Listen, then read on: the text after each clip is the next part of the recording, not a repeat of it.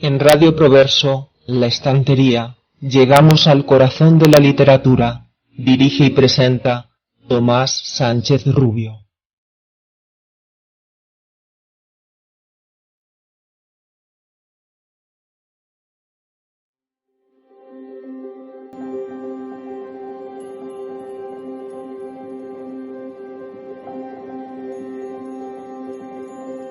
Los preparativos para el rito anual habían concluido.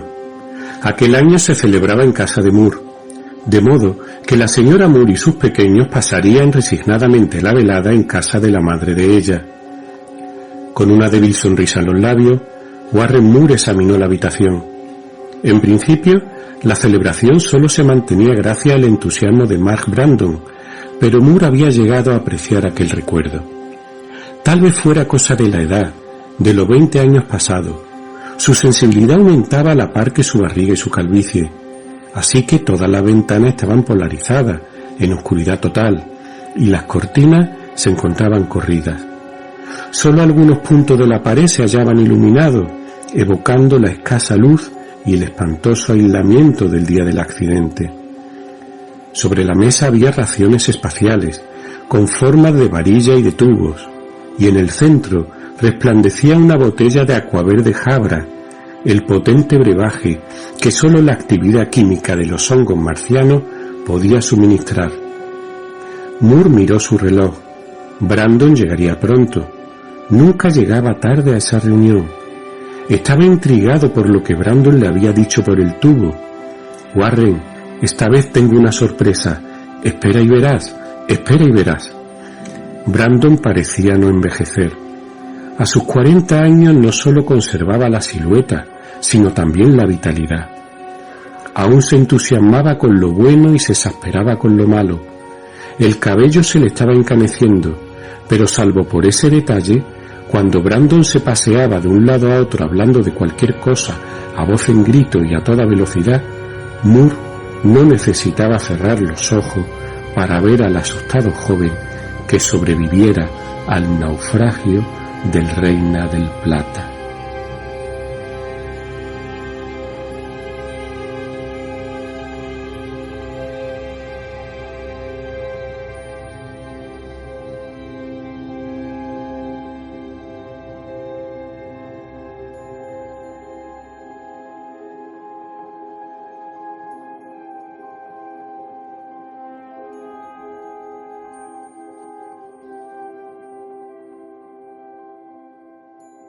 Efectivamente, como muchos de vosotros habréis adivinado, el fragmento que acabo de leer pertenece al relato corto de ciencia ficción Aniversario, escrito por Isaac Asimov y publicado por primera vez en marzo de 1959 en la revista Amazing Stories, apareciendo con posterioridad en otras colecciones.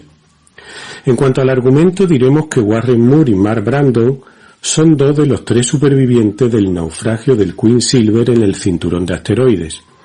Cada año se reúnen en el aniversario de la catástrofe para celebrar que continúan con vida. En el 20º aniversario, Brandon tiene una sorpresa. Aparece en la casa de Moore con Michael Shea, el tercer superviviente. Buenas tardes, amigas y amigos. Soy Tomás Sánchez y esta es La Estantería en Radio Proverso, la radio que es cultura. Bienvenidos una semana más al programa. Gracias, muchas gracias por estar ahí. Ciertamente no es causal la referencia a Isaac Asimov. Considero adecuado cualquier momento para hablar de él y de su valiosa obra, pero es que además, el día 6 de abril de este año se cumplen 30 de su fallecimiento en Nueva York, justamente 10 días después de la inauguración de la Exposición Universal de Sevilla de 1992. Isaac Yudovich Osimov, conocido más tarde por Isaac Asimov, nació en Petrovichi, localidad de Smolensk, cerca de la frontera con Bielorrusia. No hay constancia de la fecha exacta de su nacimiento, ni tan siquiera entre su propia familia, ya que se duda entre el 4 de octubre de 1919 y el 2 de enero de 1920. Finalmente, fue el propio Asimov el que adoptaría esta última como fecha oficial. Isaac emigró junto a sus padres molineros judíos a Estados Unidos, concretamente a Nueva York, donde la familia se establecería en Brooklyn.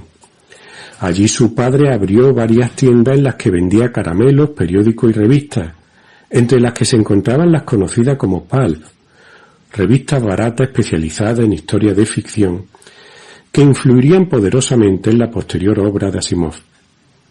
Tras ser rechazado en la Facultad de Medicina, el joven decidió hacer un posgrado de Química, título que obtuvo en 1941.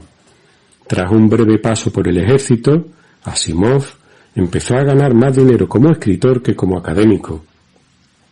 En la década de los 40, la carrera literaria de nuestro autor se basó principalmente en la publicación de relatos cortos, hasta 1950, año en que escribió su primera novela de ciencia ficción, Un guijarro en el cielo.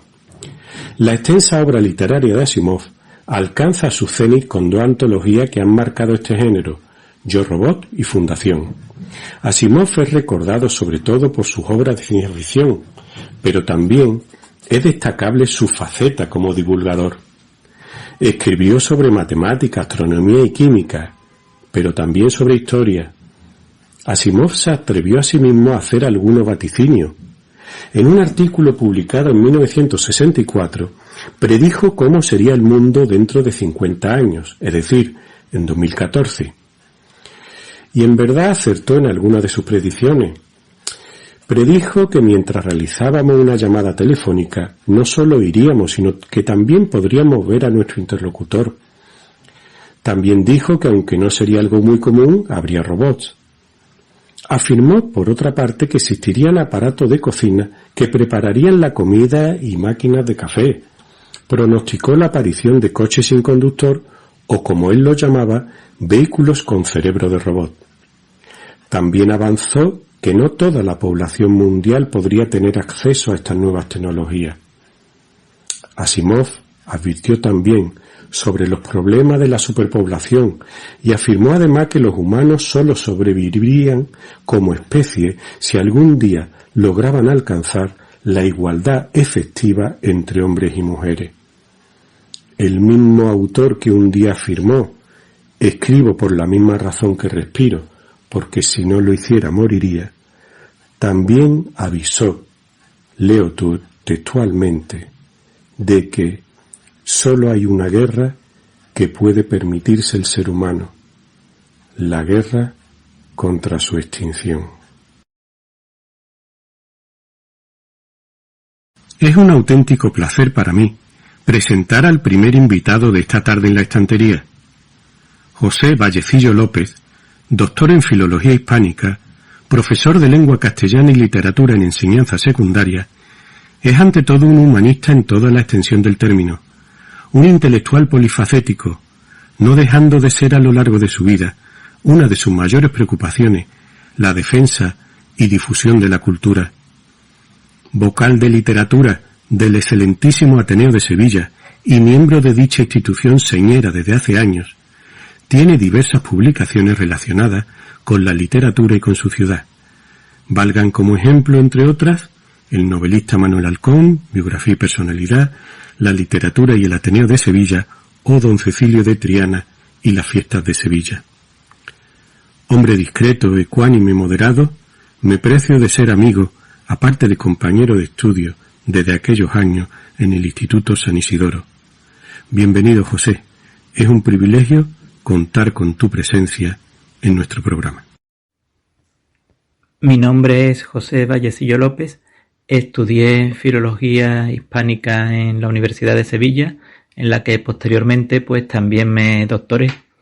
El tema de mi tesis doctoral fue sobre el escritor Manuel Halcón, novelista sevillano.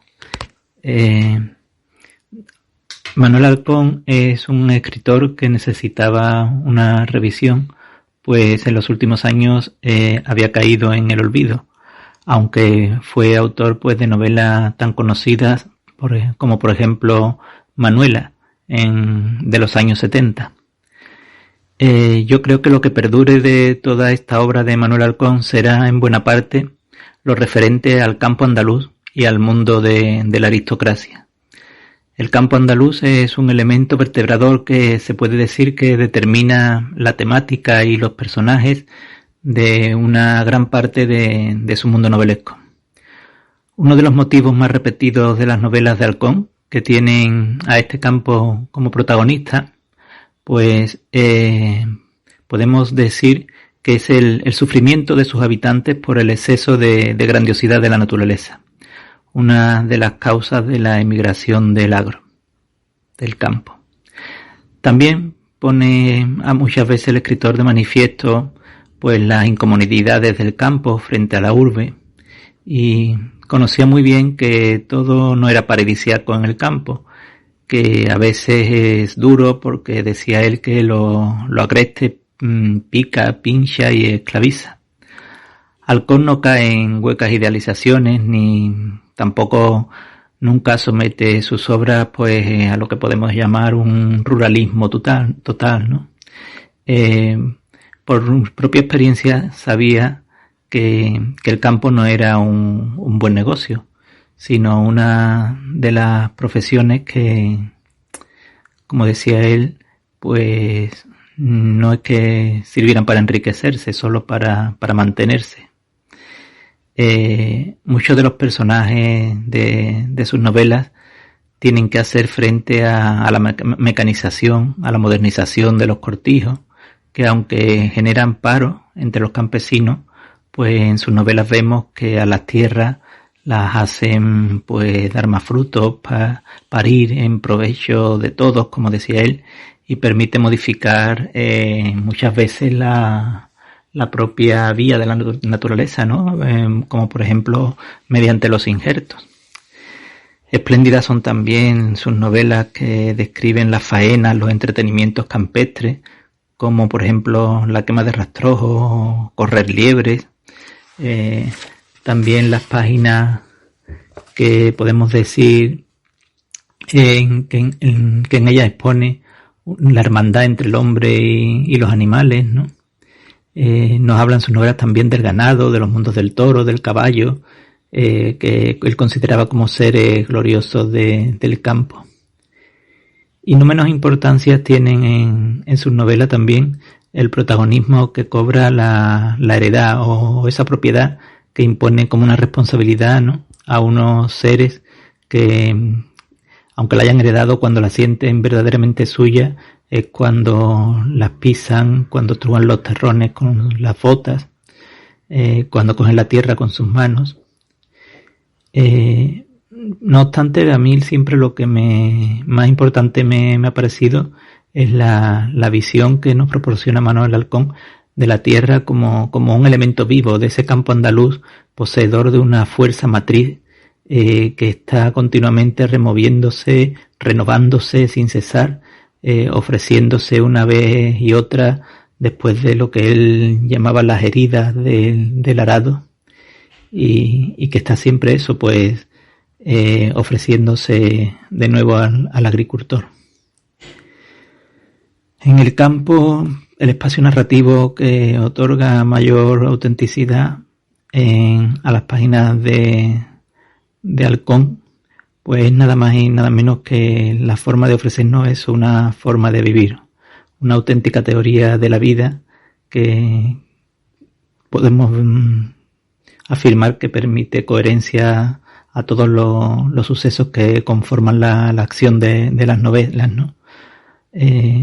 Por ejemplo, son magníficas las páginas de su obra, la biografía novelada de Fernando Villalón, su primo hermano, ¿no? Para contar ese campo, pues en parte vivió Manuel Halcón, el escritor español que en cuanto al campo andaluz creo que puede estar a la altura de otros escritores que han tratado también el campo en sus obras, como Muñoz Rojas, José de las Cuevas y hasta el propio Delibes, ¿no? Salvando las diferencias de caracteres y de estilos. En los personajes que más me pareció siempre que acertaba Halcón era en los aristócratas.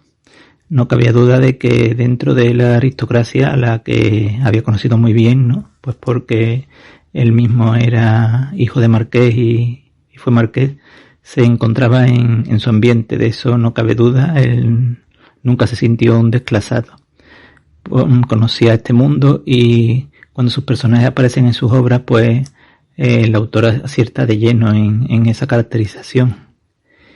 Pero a consecuencia de esa inmersión en el mundo aristocrático, Arcón pasó muchos años, demasiado quizá, como un defensor de condes, de marqueses, de banqueros, de burgueses, de la riqueza, de la ostentación, cuando la realidad es una bastante bien distinta, porque todo esto lo hacía, la crítica que le hacía a varios sectores de esta sociedad, la hacía con conocimiento de causa, en lo que según su moral pues debía ser criticado. Alcón nunca cayó en fáciles admiraciones, en falsos halagos, ni en elogios anacrónicos, ni disimulos. No tenía nada de hipócritas, ni su obra ni su figura, y lo que decía pues algunas veces molestaba, e incluso podíamos decir que no contentaba pues a parte de sus amistades. Manuel Arcón sabía como muy poco que era imposible realizar la crítica de la alta sociedad sin hablar de personajes que la componían. Y lo que él hizo en muchas de sus obras fue la crítica de lo que él llamaba falsos señores. Aunque muchos no lo hayan querido o no lo hayan sabido reconocer, él hace una crítica desde dentro de ese mundo aristocrático, como digo, conociéndolo a fondo, y censura pues sin esconderlos ni disimularlos, encarnados en personajes aristócratas de efectos tan reprochables a veces como podían ser la crueldad, el machismo, la soberbia o la arrogancia. Pero también, y esto es muy importante, nos muestra el lado humano de esos personajes. Sin embargo, y en esto que voy a decir, me parece a mí que es donde me parece que radica la grandeza de estos personajes alconianos, es que en esos rasgos humanos de los que he hablado, pues el autor los tiñe de una cierta humanidad, valga la redundancia, y no producen esa reacción de antipatía que podría esperarse de los actos, porque como personajes que tienen mucho de humanos, pues acaba el lector cogiéndoles cariño, como sucede, por ejemplo, con el Marqués de los Dueñas, en su novela Los Dueñas, o pues por ejemplo con el Conde de Gil Balbín, que es otro de los personajes fundamentales de una novela de aventuras que tiene, histórica, Aventuras de Juan Lucas. Y es que Arcón a los defectos de los personajes pues les da esas cualidades que los engrandecen también en otra faceta, como son el amor que le tienen a la tierra, su capacidad para amar, su vitalidad, su fortaleza, su agilidad, la elegancia, la finura, no sé, la educación, la cultura, la naturalidad, su integridad. Por eso en muchas ocasiones pues los personajes de sus novelas, de esta clase que conoce tan bien, por haber pertenecido a ella, pues resulta muy bien perfilada. Los aristócratas, los señoritos creados por Arcón, son seres cargados de pasiones, de ambivalencia, contradicciones, y en muchos casos pues son personas de un mundo que estaba desapareciendo para dejar paso a otro, de una España que había ido, se puede decir, periclitando ciegamente ante los nuevos tiempos, a partir de producirse la desamortización del 19 y dejando lugar a un crecimiento de la burguesía refugiándose en el campo. Aparte del campo y de la aristocracia, son fundamentales también en Arcón pues la los temas de los celos, la ambición, la caridad, el amor y la infancia. Los niños de las novelas de Halcón son niños auténticos, es decir, no son niños aturdidos por problemas de adolescencia o por tempranas introspecciones. No, la falta de un excesivo enternecimiento que provoque compasión al mostrar niños viriles, firmes, muy sensibles, pues se puede decir que proporciona como una extraordinaria belleza la autenticidad de sus páginas. El modo en que en todas sus novelas Halcón al menos elige un personaje que es portador de su moral es muy importante. En todas las novelas es como un yo imaginado,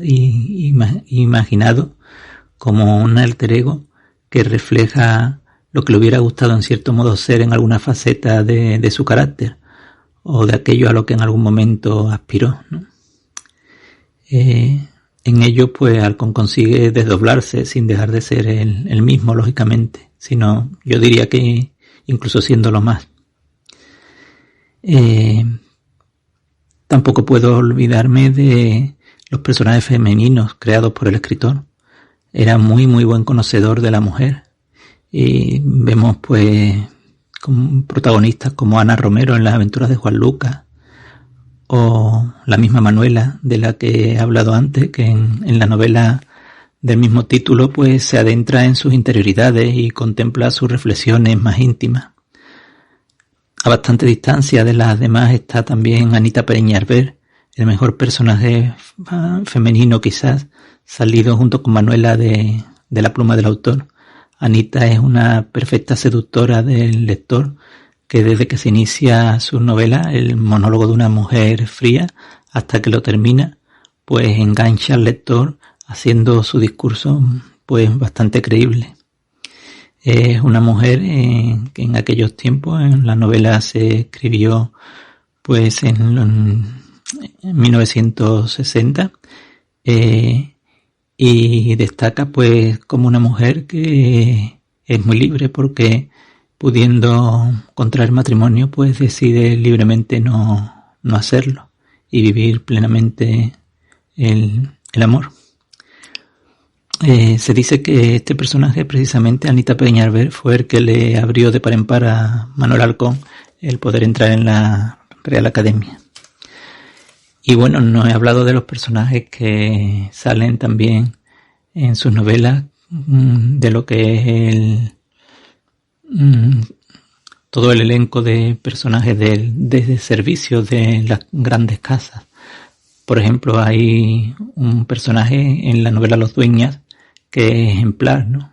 Que es el criado que va paseando pues al protagonista de niño por toda Sevilla y el que lo sube a la Giralda para enseñarle su casa desde allí arriba, lo cual pues supone como una lección de humildad, ¿no? Esto era un rasgo autobiográfico que le ocurrió al mismo Halcón.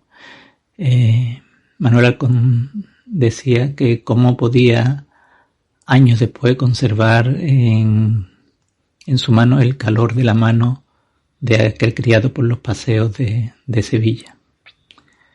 Bien, bueno, dejando aparte Halcón por hablar un poco más de la labor que he llevado a cabo, aparte de la publicación de libros de Halcón y de algunas ediciones críticas de sus novelas, pues también he estudiado algunas instituciones, como por ejemplo el Ateneo de Sevilla, al que pertenezco y del que actualmente soy el vocal de la sección de literatura.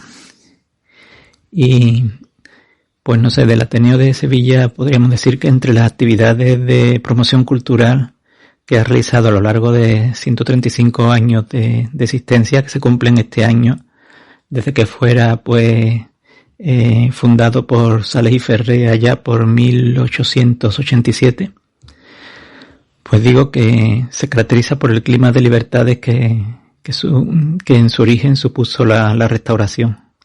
Y no cabe duda de que la literatura ha constituido uno de los pilares más importantes de esta casa. aunque los actos literarios de la generación del 27, lógicamente, pues han sido los que más universalmente podemos decir que se han difundido, es verdad que hay también otra historia de la literatura y el Ateneo de Sevilla que es menos conocida, como por ejemplo pues el papel de Juan Ramón Jiménez en sus primeros años en Sevilla, donde se pasaba horas y horas en los pupitres del Ateneo. También podemos hablar pues del papel que supusieron los ultraístas en las veladas ultraístas que tuvieron lugar en el Ateneo.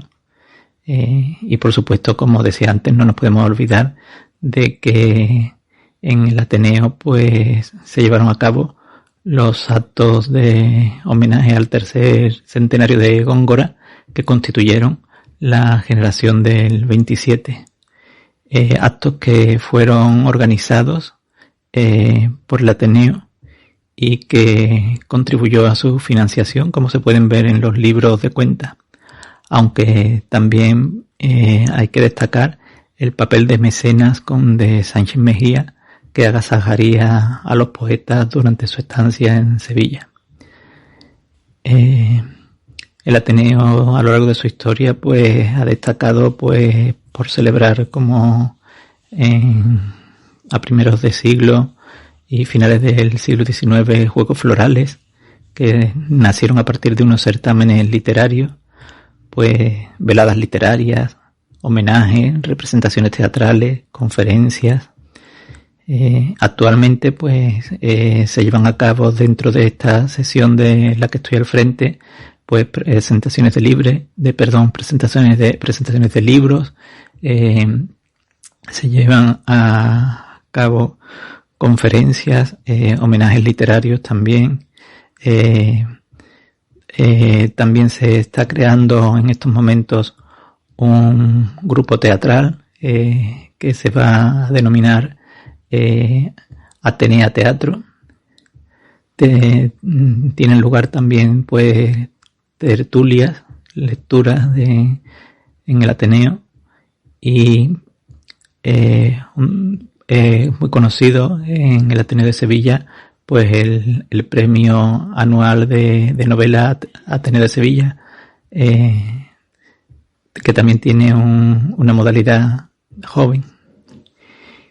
Y por otra parte pues en el Ateneo pues lógicamente es santo y seña de identidad, aparte de la cabalgata de Reyes que la organiza muy bien por ciento anualmente, pues digo que es señal de su identidad el escritor José María Izquierdo, del que precisamente pues en 2022 se cumplen 100 años de su fallecimiento. Y dentro de mi labor investigadora también estuve trabajando en la Real Academia de Buenas Letras, donde publiqué varios artículos en su revista.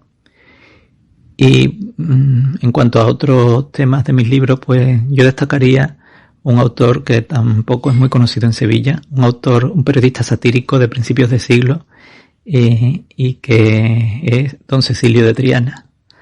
Don Cecilio de Triana era un autor que escribía pues en coplas, en verso, en la prensa, en la que criticaba pues muchos temas de actualidad de la Sevilla de entonces.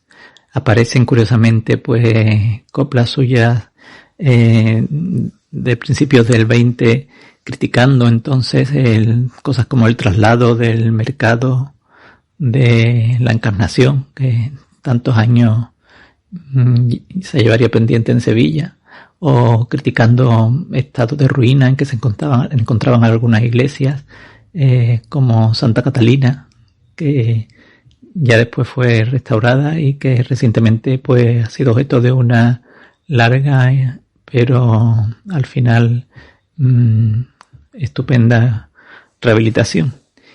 Y Curiosas son también las coplas de Don Cecilio, cuando se van descubriendo autorías de las imágenes procesionales de Semana Santa de Juan de Mesa, que antes se creían que eran pues de Martínez Montañés, y ahora él pues parece que se enfada un poco ante esos descubrimientos. También es muy crítico a veces con las obras de la exposición del 29. Es un autor con un rasgo humorístico y sin llegar a la sátira, con la ironía, pues digno de leer. Yo publiqué un libro que trataba sobre Don Cecilio de Triana y las fiestas de Sevilla. Y curiosamente es abuelo de Carmen Sevilla. Su nieta cuenta que siempre llevaba el abuelo dos gafas, una puestas y otras en el bolsillo, por si acaso alguna vez alguien le partía la cara, porque como decía él, que no dejaba títere con cabeza. Es un personaje de un humor que muy importante en la Sevilla de aquellos tiempos, porque tenía un semanario satírico que hacía prácticamente completo él, y cuando la censura le ponía una multa, pues después sacaba el número doble para compensar la multa que había tenido que pagar. En fin, en cuanto a mi faceta profesional, pues he sido más de 30 años profesor de enseñanza secundaria y de bachillerato, y también algunos años profesor en la facultad. Y actualmente pues sigo en la misma línea de investigación que normalmente he seguido. Aparte de los temas, lógicamente, pues tengo también estudios hechos sobre otros autores muy diferentes de nuestra literatura, de los que he escrito artículos en revistas científicas, en periódicos, y sobre todo, pues también podría decir, ya para concluir, que soy un enamorado de mi ciudad, de Sevilla, a la que siento y vivo. Y es una cosa sentirla y vivirla que, en mi opinión, es mucho más que simplemente ser o creerse sevillano. Muchas gracias.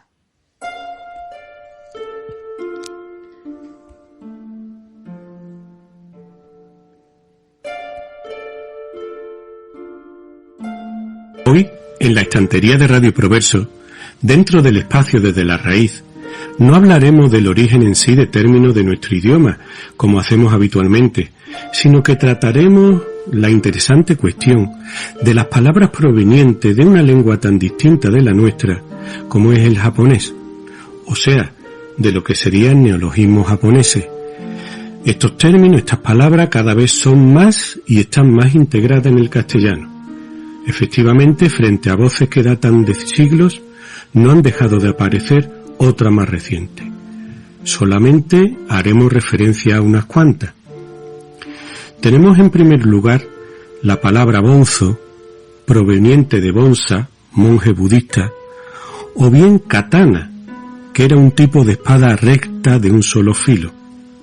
Ambas ya se encontraban en la obra Triunfo de la Fe en los Reinos del Japón de Lope de Vega, nada menos que del año 1618.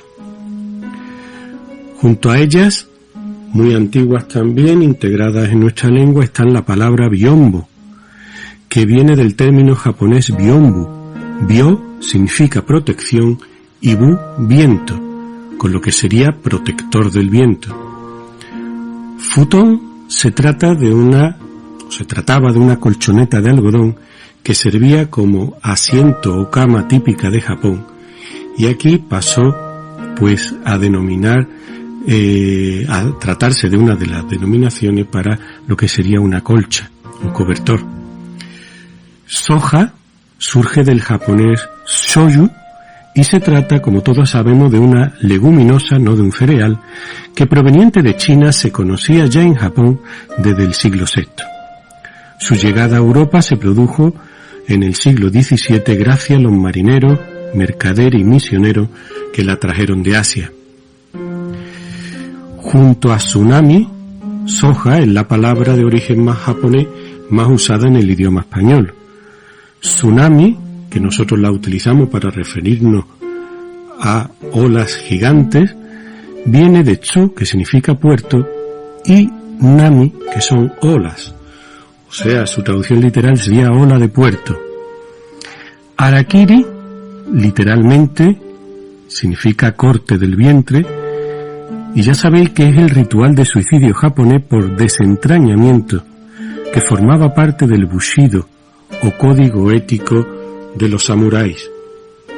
Indudablemente muchas de estas palabras han evolucionado tomando una connotación especial y significado metafórico, por supuesto. Le ocurre a tsunami, le ocurre a harakiri y le ocurre a la palabra kamikaze. Kamikaze literalmente significa viento divino y es el nombre que recibían los ataques suicidas efectuados por pilotos de la unidad especial perteneciente a la Armada Imperial Japonesa, que, cargados de explosivos, se chocaban contra las embarcaciones de la flota de los aliados ya a finales de la Segunda Guerra Mundial. Tenemos también la palabra karaoke. Kara significa vacío y oke es un acortamiento de okesutora, que significa orquesta. Emoji, en japonés, pues está formado de dos términos. La E significa dibujo y moji es carácter o signo de escritura.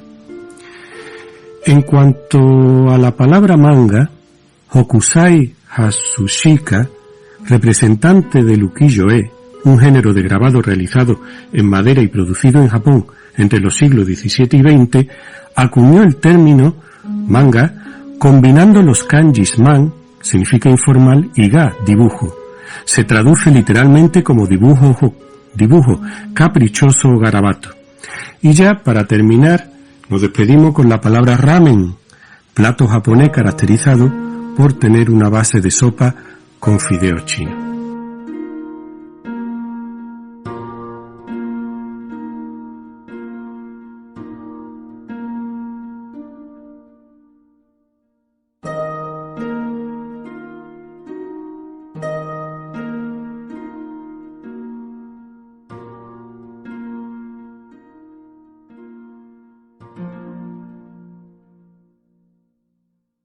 Una semana más se encuentra con todos nosotros en el rincón de las historias nuestro relatista de cabecera, José Manuel Martínez. Hoy nos trae un cuento titulado Llamador y Silencio, muy relacionado en principio con la época del año en la que estamos, pero que en cuyo fondo quizá debamos mirar y mirarnos con atención. Es un relato que trata de preguntas, de respuestas, de silencios. Un relato sencillamente distinto. No os dejará indiferentes, os lo aseguro.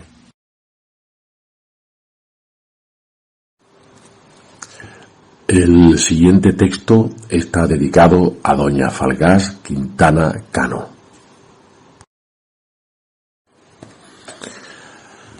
En noviembre de 2018 escribí Llamador y Silencio. Viene precedido de una cita del Evangelio de San Juan que dice: «Cuando yo me haya ido y os haya preparado el lugar, de nuevo volveré y os tomaré conmigo, para que donde yo estoy estéis también vosotros». Una multitud apasionada se agolpa en la calle que lleva el nombre de su rey y en la plaza donde confluye la misma. La noche, joven aún, está siendo vencida lentamente por los débiles cirios encendidos. Los nazarenos y los penitentes avanzan inexorablemente hacia la catedral. El paso ya recorre los últimos tramos de su calle. A su altura se hace el silencio más absoluto. Miles de personas enfervorecidas permanecen calladas cuando el paso desciende hasta el suelo a la voz del capataz. Unos minutos de espera y descanso para los costaleros que portan la imagen. Un leve murmullo mientras las patas de la parihuela reposan en firme. Después, silencio. La voz queda del capataz. Vamos. La cuadrilla en posición. Suena el golpe sordo del llamador. Un solo golpe. El paso se levanta a pulso, lentamente, y un silencio escalofriante cubre como un manto a todos los presentes.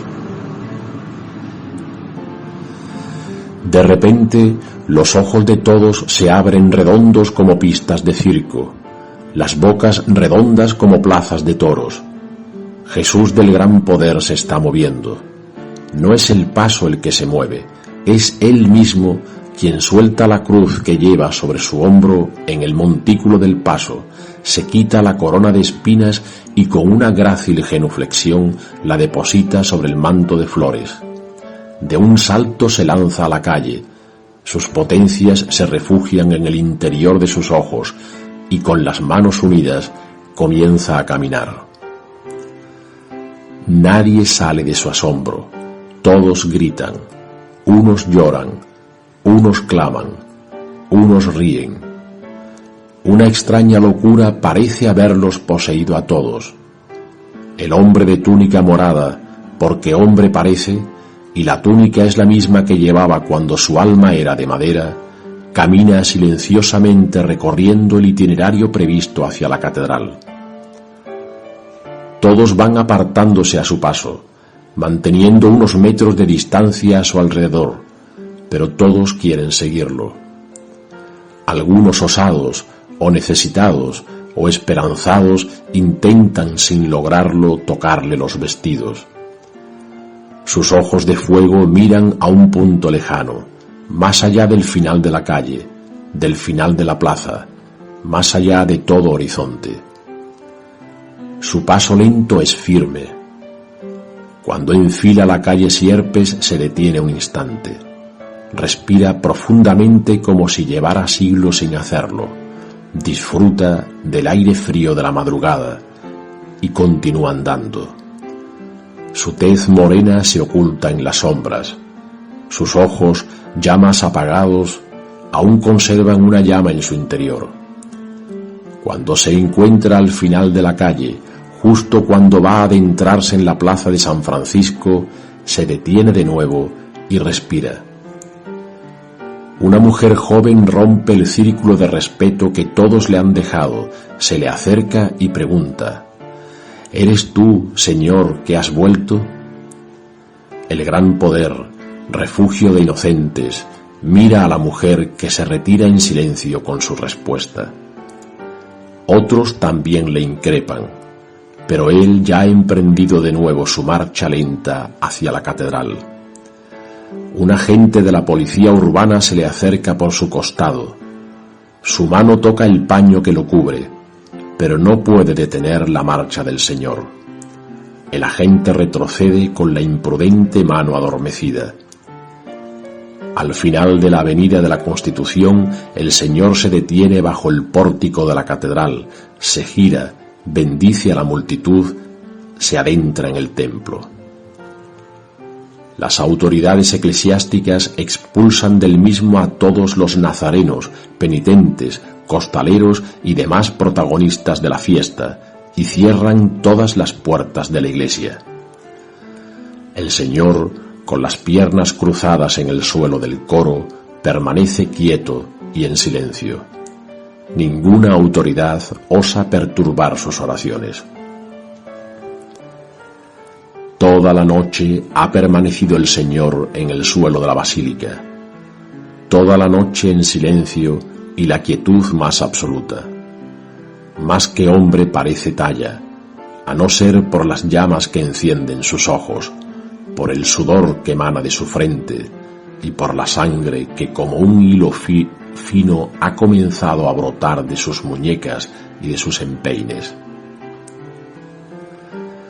Ya de amanecida se le acerca un hombre de alta sotana. Permanece en silencio unos minutos junto al Señor.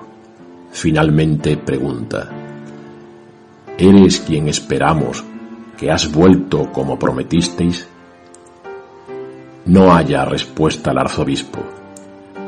aún se mantiene junto al Señor varias horas, pero en la iglesia solo se escucha, ominoso, el silencio.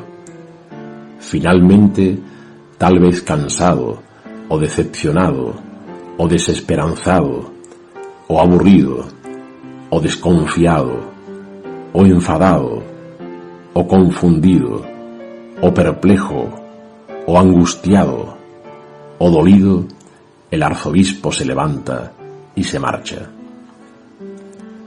Pasa otra jornada y concluye. A la mañana siguiente, sábado santo, otras autoridades deciden increpar al orante. Felipe VI de España, el presidente del Parlamento Europeo, el presidente de la Comisión Europea, el presidente de los Estados Unidos de América, el de la Federación Rusa y otras más de 15 autoridades se dirigen al Señor y le preguntan: ¿eres quien parece ser? El Señor, refugio de culpables, los mira a todos con sus ojos encendidos, uno a uno, y permanece en silencio. Después se refugia de nuevo en su interior, parece descansar. Las autoridades se van marchando. Las televisiones, las radios, los periódicos no dejan de publicar explosivos titulares. El Señor está con nosotros. El Señor guarda silencio. ¿Qué calla el Señor? ¿Para qué ha vuelto el Señor? Algunos medios concluyen: esto es el Apocalipsis. Otros: finalmente era el único Dios verdadero. La locura recorre las calles. Quienes creen que llevaban una vida disoluta, o quienes creen que se regodeaban en la maldad, en el oportunismo o en la perversión, corren despavoridos y claman perdón. Quienes creen lo contrario sonríen a todas horas, se abrazan por las calles y cantan y danzan cogidos de las manos. El Señor en silencio parece llorar. De sus muñecas y de sus pies brota un río de sangre que sale ya por todas las puertas de la catedral, baja las escalinatas y se extiende por las calles de Sevilla en todas direcciones. El río está teñido de rojo como el cielo del atardecer. Al amanecer siguiente, domingo de resurrección según quiere la tradición, acude a la iglesia el Papa Benedicto XVI, quien sumisamente se acerca al Señor, apoya sus manos en sus hombros y le dice: por favor, ayúdame. El Señor parece conmoverse, levanta la mirada y responde: ¿qué necesitas? Necesito perdón, Dios. El Señor parece irritado. Eras tú quien debías mostrar el camino. Lo sé, Señor, responde Benedicto, pero el camino está tan borroso y es tan incierto. Ayúdame, ayúdanos. Vine a tomaros conmigo una vez preparado el lugar, pero habéis trabajado tanto para borrar el camino que ya no sé hacia dónde conduciros. Tal vez sea tarde mi venida, tal vez subestimé vuestra inteligencia o vuestra capacidad de acción y dominio, tal vez la vida del hombre sea un error. Por favor, Señor, respondió Benedicto, no te vayas y nos dejes en soledad. Tú eres el gran poder.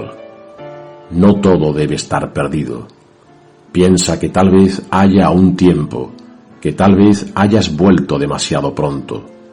Concédenos más tiempo para emprender nuevas tareas, por favor. El Señor cerró los ojos, meditó y al caer la noche pronunció su sentencia. Así sea concedido. Después su cuerpo se inflamó. Quizá fuesen las llamas de sus ojos quienes iniciaron la combustión. Rápida combustión que sólo dejó a los pies del Albo Padre un leve montículo de cenizas que el viento no tardó en dispersar por la nave, por los aires, por los cielos, por las aguas del río, eliminando con ellas toda mancha de sangre que ya se iba expandiendo por todos los continentes de la tierra.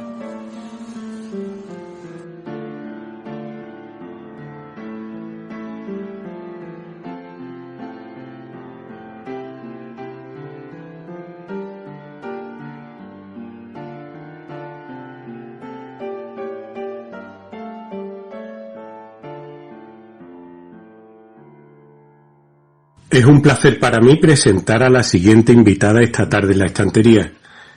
Escritora dotada de una exquisita sensibilidad, a la vez que de una voz personalísima, ya estuvo en nuestro programa hablándonos de ella, de su vida, de su obra, de su poesía. Se trata de Lourdes Madueño, también conocida como Loudana. Hoy ha vuelto a Radio Proverso para hacernos una sugerencia literaria. No se trata de una simple reseña, sino de toda una lúcida reflexión sobre su particular lectura del libro Todo bajo el cielo, de la escritora y periodista alicantina Matilde Asensi. Como veréis, se convierte a sí mismo en una reflexión sobre la vida, sobre lo que de verdad es importante. No se la pierdan. Muchas gracias por acompañarnos de nuevo, amiga Lourdes. Seguía lloviendo a raudales, y no hay ánimo que pueda soportar un tiempo tan desapacible, sin caer en una cierta melancolía. La cosa se agravó cuando Fernanda fue incapaz de ponerse en pie para desayunar, y descubrí que tenía una fiebre altísima. Inmediatamente, la Ojian mandó a Biao a por uno de los médicos del monasterio, que no tardó en aparecer con todos sus extraños útiles de galeno chino. Fernanda tiritaba bajo la montaña de mantas que le habíamos puesto encima, y mi preocupación tocó techo cuando vi que el monje trituraba unas hierbas no muy limpias y se las hacía ingerir a mi sobrina, disueltas en un poco de agua. Estuve a punto de gritar y de lanzarme como una fiera contra el brujo que iba a matar a la niña con potingues alquímicos venenosos, pero la Ojian me contuvo, sujetándome por los brazos sin misericordia y susurrándome al oído que los médicos de Budán eran los mejores de China y que la montaña misteriosa era la herboristería donde compraban sus productos los doctores más importantes. No me convenció. Me sentí culpable por no haber previsto que podríamos necesitar algunos medicamentos occidentales. Novamidón, fenacetina. Y me dije que, si le pasaba algo a la niña, no podría perdonármelo nunca.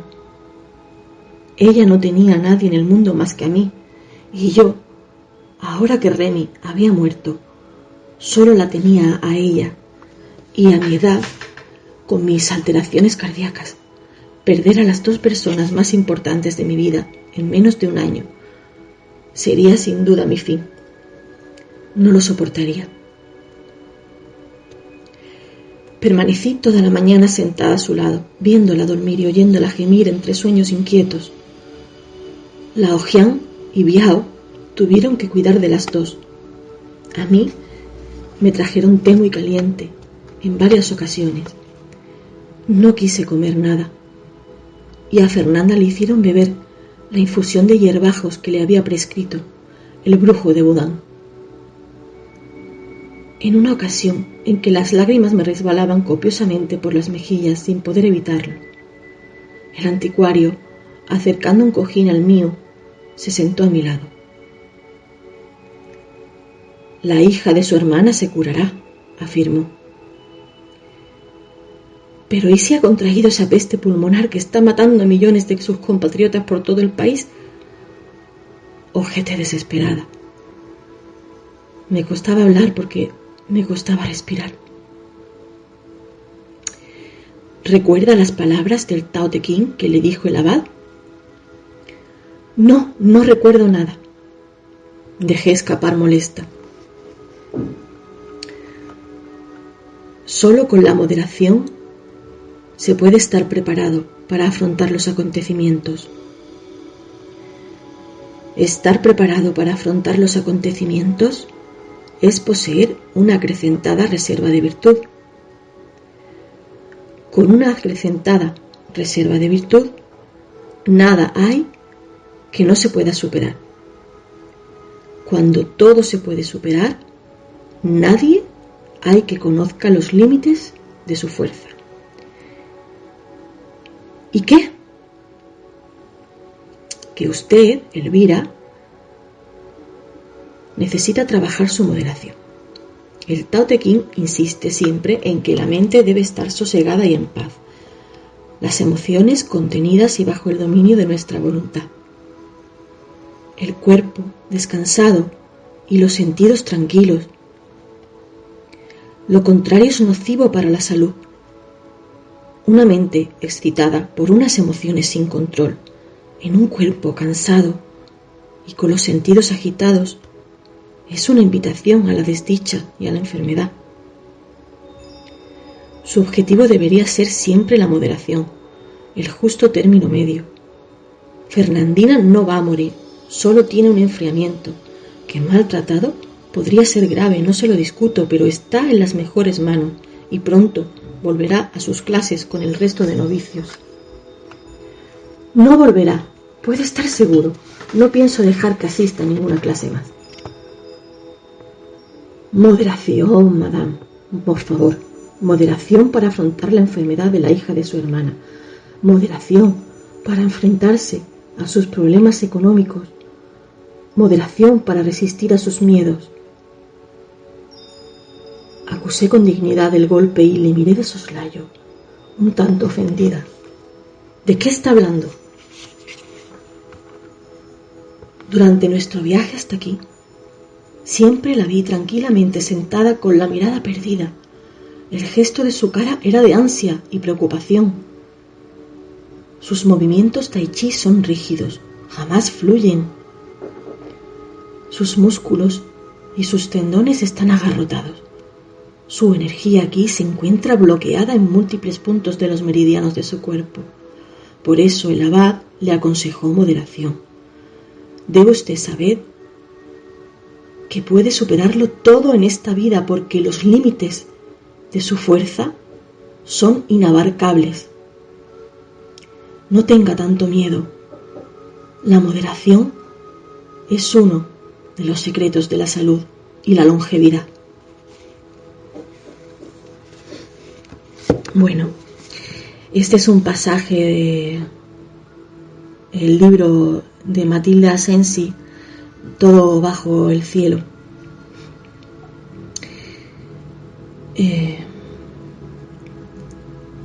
En la dedicatoria que me firmó Matilde, ella dice una frase muy sabia en la que afirma que escribiendo este libro aprendió que hay que saber descubrir lo que hay de bueno en lo malo.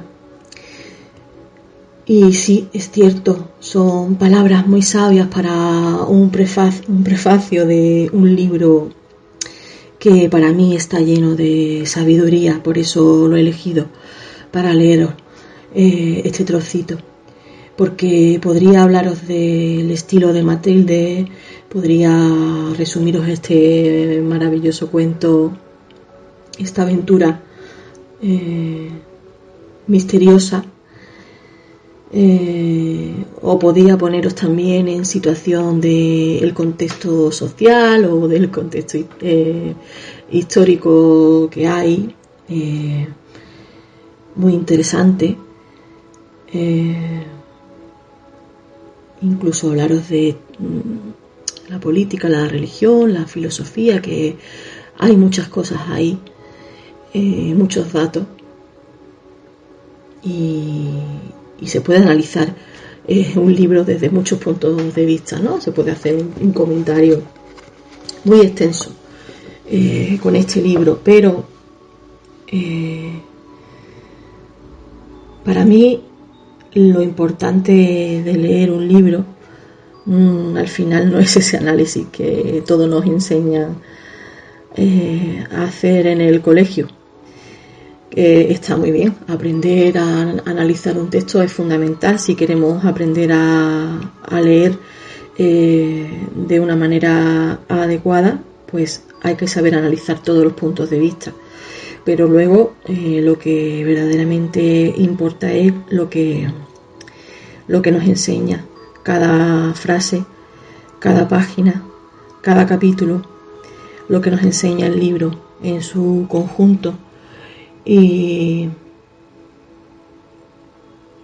para mí lo más importante de este libro fue que en su momento, cuando lo leí, fue hace 2 años, cuando nos confinaron en casa durante la crisis que nos azotó con la pandemia.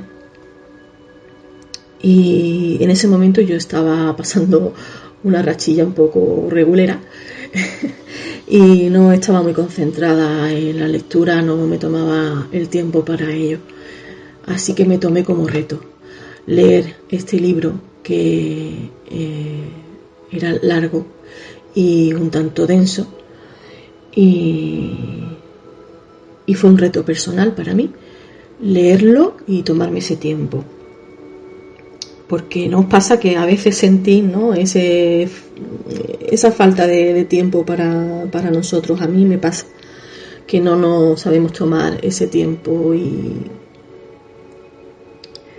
pienso que el tiempo que nos tomamos para nosotros es mucho más valioso que el dinero, y se nos olvida. Así que ese fue mi primer reto, tomarme el tiempo para mí. Y lo segundo fundamental que yo saco de aquí, de esta lectura, es que la protagonista es una mujer fuerte, que aunque empieza su aventura triste, abatida,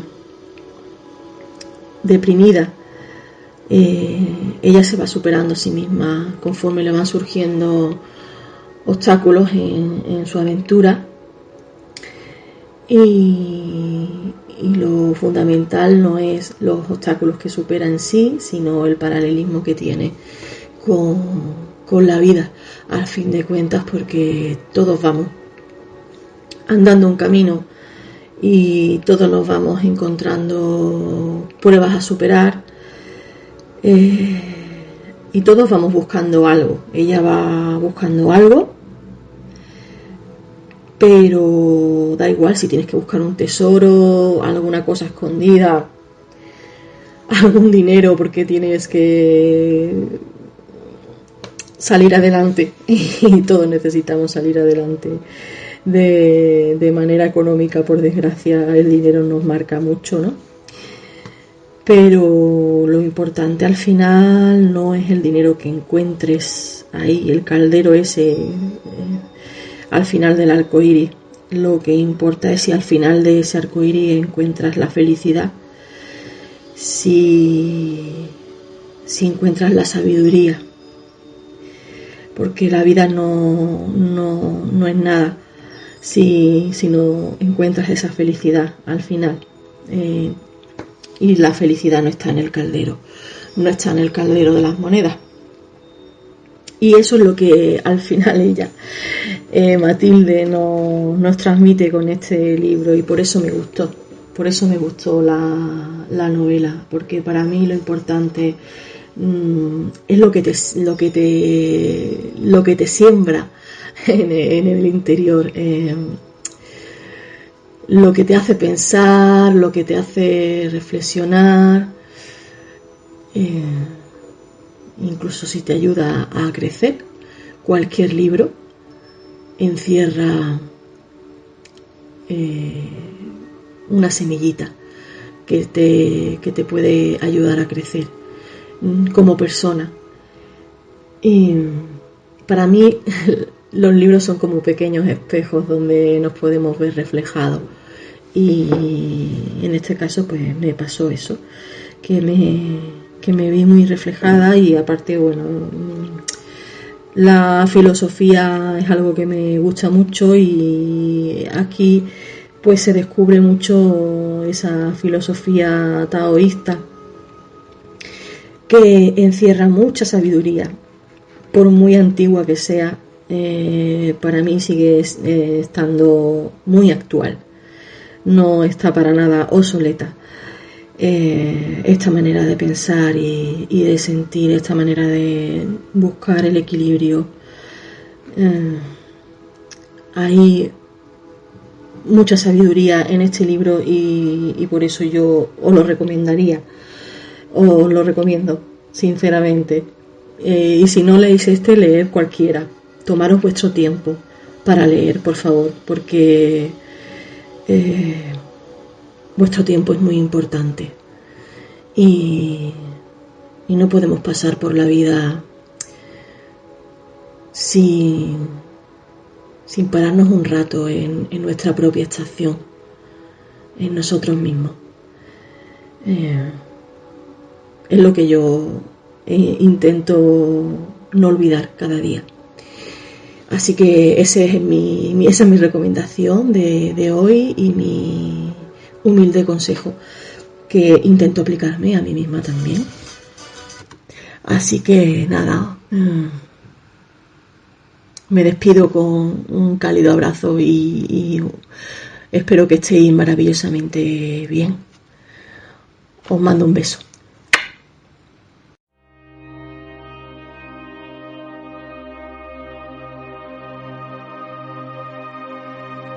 Llevaron a Gloria hasta medio curso del Hudson en un barco especialmente decorado que evocaba el arcaísmo de los años 20. Viajó por la estratosfera en una salida de exhibición y vio el cielo ponerse de color púrpura, las estrellas destacar en el firmamento y la tierra nebulosa tomar bajo ellos el aspecto de una gran taza cóncava. Una nave submarina de paredes transparentes le hizo visitar las aguas de Long Island y vio aquel mundo verde y tembloroso y los monstruos marinos acercarse a ella y huir después atemorizados. En un terreno más prosaico, la señora Weston la llevó a los grandes almacenes, donde pudo soñar de nuevo a su antojo. En resumen, cuando el mes hubo casi transcurrido, los Weston estaban convencidos de haber hecho cuanto era humanamente posible para quitarle de la cabeza al desaparecido Robbie. Pero no estaban muy seguros de haberlo conseguido. El hecho cierto era que dondequiera que llevasen a Gloria, desplegaba el más vivo interés por todos los robots que se le ponían delante. Por muy interesante que fuese el espectáculo al que asistiese, por novedoso que fuera a sus ojos infantiles, su mirada se fijaba implacablemente en cualquier parte donde viese un movimiento metálico.